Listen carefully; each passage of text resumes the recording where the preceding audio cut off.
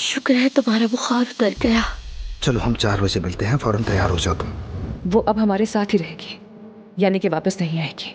औजान के घर बार बार जाना बंद करो, वो अपना ख्याल रख सकता है।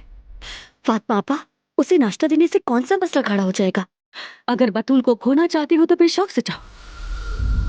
आप क्या करने की कोशिश कर रही हैं फातिमा साहिबा? हाँ,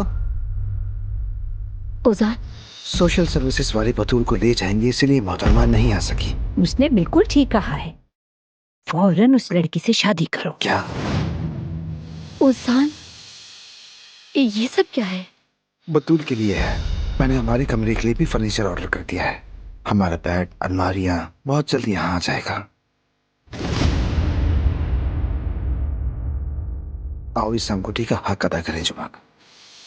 वक्त जाया किए बगैर शादी कर लेते हैं, क्या ख्याल है?